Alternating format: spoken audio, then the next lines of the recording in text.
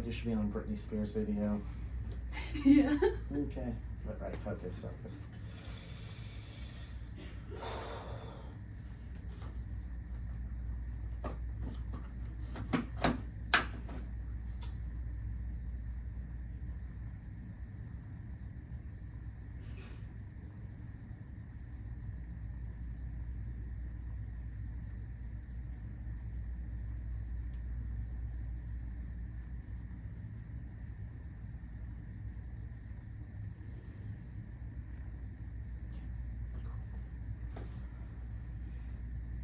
Hi, my name's Christian. I'm a student with Fort Hays State University, and I'm with the Clinical Social Work Program. So thank you for joining me. As I told you before, I am here to practice my interviewing skills and my micro skills. So I'm just going to ask you some series of questions just so I can kind of practice. And let's see, can you first start by telling me what is your name? Yeah, so my name's Jessica. I live in the Kansas City area.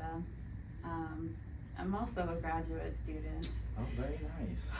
Feeling all the stress and the effects of it. Oh, what kind of stress or what are you feeling? Yeah, so I don't know about you, but my practicum course requires me to take up all these daily logs. I have to record like every hour, just about every activity is to be documented. But my professor has this specific way of doing so. I don't know if your logs are set up the same way electronically, where you type in the date on one of the blocks and then the number of hours, either it be like direct client or indirect. Yeah, that sounds pretty much similar. Right, and then you can write a comment of what you did that day. Well, I ignored my professor. Oh no.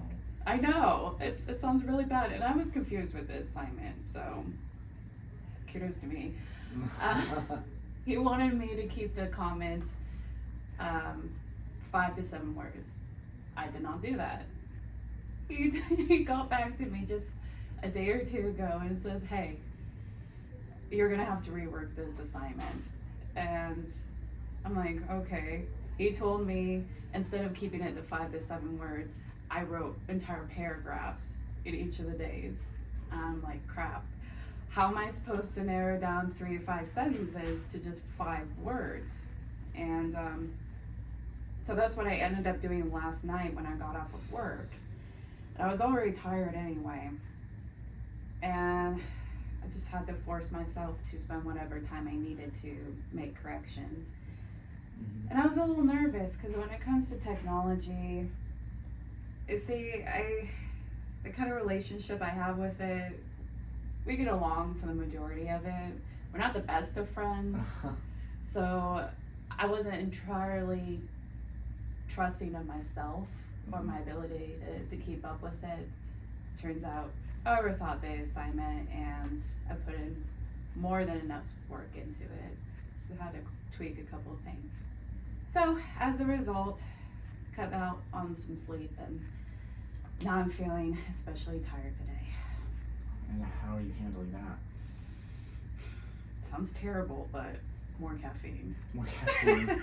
I think most people in this kind of scenario, that's how they have to handle it. Life happens sometimes, and like people have kids, but you still got a full-time job, but it's usually how you kind of cope with it. So it's true. Are there any other kind of coping skills that you use when you're in kind of situations like this? Honestly, if my professor says he wants it a certain way, I need to listen. And if I'm confused, then remind myself it's okay to reach out to my professors. That's what they're there for. If I'm confused, the moment I notice I'm confused, I can reach out to them. But I'm like, no harm, no foul. I'll just struggle with it, like no big deal. I'm sure he's not gonna correct me on this. Turns out he did anyway.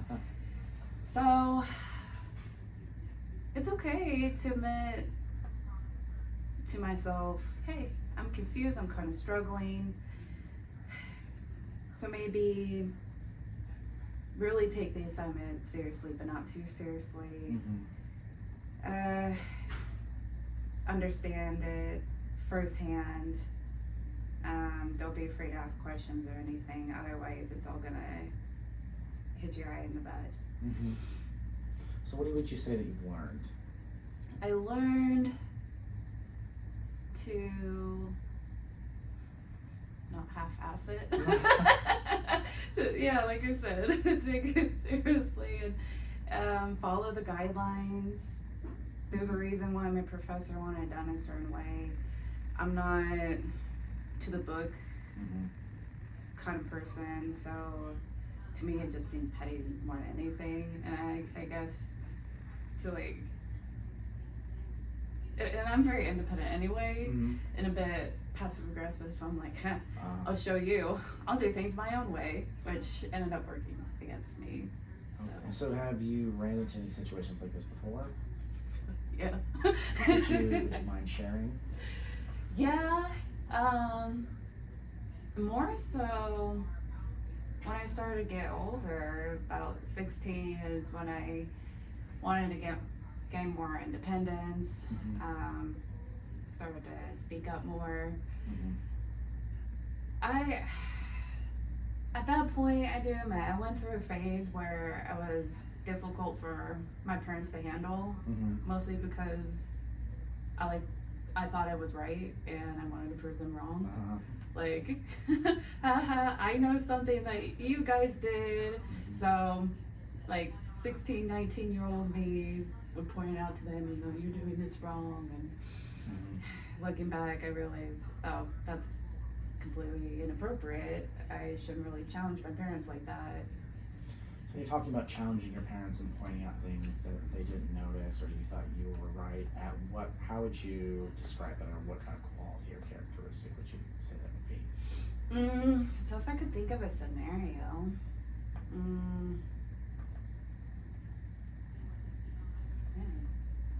it's a couple of times that I got into like heated arguments Mm-hmm. with my folks. And just petty little stuff. I remember getting very frustrated with them when it comes to letting me know, hey, there's a family holiday or birthday coming up. Can you please let me know Mm-hmm. at least a week or two in advance so I can request this time off from work? I love my parents, but they oftentimes wait till the last minute to notify people when such events are going to happen. Mm-hmm. So there have been times in the past that I would address this with them, and maybe they think it's petty, and then they get upset, then I get upset, and we end up ignoring each other for a couple days. Mm-hmm. And I've learned to just pick my battles, choose my words wisely, and some things better to just let it go, because in the long run, it doesn't matter. Mm-hmm. So it sounds like I'm hearing you said you were kind of maybe a little petty, or kind of like to pick fights a little bit for the sake of maybe picking fights. Does that sound accurate? It's like me trying to show how grown up I am and how independent I'm going to assert myself and my opinions, and by golly, I'm going to do whatever it takes to justify my stance and prove I'm wrong, right, and you're wrong, kind of thing. Gotcha. Yeah. Gotcha. Which didn't end up working out. It never does. Mm. So have you learned anything from that since then? Or is Yeah. that kind of a habit that's still kind of stuck around? A little bit. I'm stubborn. Stubborn? I'm very stubborn, Okay. just like my dad. And smart. And a little arrogant too. Mm-hmm. Like when I know like something's BS, Mm-hmm. I'm one of the first to pick up on it. But I also know there's a time and place to call it out, and how we approach Mm-hmm. calling out the BS makes a world of difference. Some people don't respond well to it. Mm-hmm. My parents are one of those types of people that you have to approach it at the right time and in the right way, otherwise they might take offense to it. Mm-hmm. What I've learned in this time and through those experiences, it's okay to agree to disagree. We don't have to see eye to eye.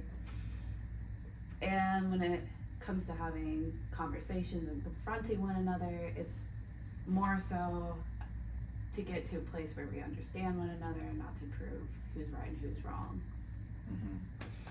So would you say it's less about, proving who's right or wrong and more about, keep, mending the relationship or keeping that accountable or something along those lines? Right.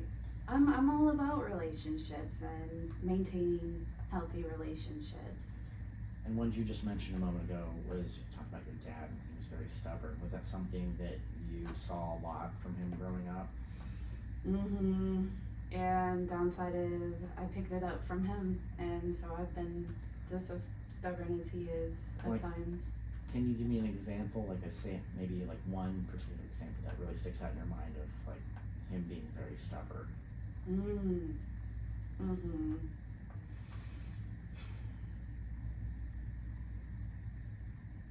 Let's see. Well, yeah, again, like getting back to letting people know in advance when you might need something from them. We're in one of those situations where we have a family vehicle, but it's not 100% reliable. It's an older vehicle, so it tends to shut down. The engine decides not to work that day. I get that, stuff happens. He often waits till last minute to ask one of us to borrow the car, even though it may have been something that he had contemplated the day before, 2 days before, prior. And so, to me, it's one of my pet peeves, because it's like, well, I have to go somewhere. Do you expect me to make other arrangements for myself, or what's gonna happen? Because I like to be prepared and arrive where I'm going on time. And so I addressed this with him. Hey, if you need a car, if you need a ride, please let us know in advance. He got upset with me. And you say, well, I didn't exactly know when I would need one of your cars, because I've only been acting up a day or two before. He's just like, yeah, but where you're wanting to go to, and it's like an hour or two before your appointment, and you're just letting us know. He didn't take too kindly at that. So personally, what he does is he tends to shut down or close the door or walk away. He can be stubborn in that he's not willing to listen when you want him to listen. He'll hear you, but you have to give him time. And suppose I'm a little too impatient. I want something done and addressed, and I want it done and addressed now. I don't necessarily like to prolong problems when you see that there's an easy fix and an easy solution. You can easily just tie it up and solve it within 10-20 minutes of talking. So I get very frustrated about that. But after giving him time, he usually comes around and sees, oh, okay, so I see where you're coming from. But in the moment, he does get very heated and stubborn, and he doesn't want to listen. So when you say heated, is it like argumentative, or how would you describe, what would you describe as heated? Argumentative, but I see that as more of a defense mechanism. That when you come to confront him while he's already upset, he sees it as a personal attack. So he's very sensitive in that way. So when I see that he's already upset, it's like, okay, maybe it's time to take a step back. At that moment might not be the best time to address my concerns. But then knowing my family, that's where I also feel frustrated is when do we find time to talk about things? Mhm. And do we ever talk about things? Mhm. We don't often sit down, just have a decent conversation. We lack in the sense of quality family time.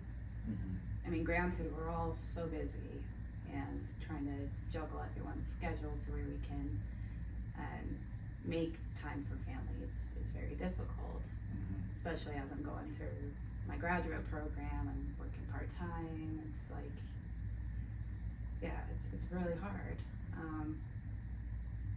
So in those moments where I feel like I've failed to address my concerns, that's when I feel very frustrated. Mhm. So when in those moments you talk about being a little frustrated, how do you feel that's maybe benefited you in your clinical work as you were going through graduate school? Yeah. Oh, actually, time is out. I apologize. Time is actually up. So thank you for joining me very Sure. much, and I'd love to pick this up another time. Of course, looking forward to it.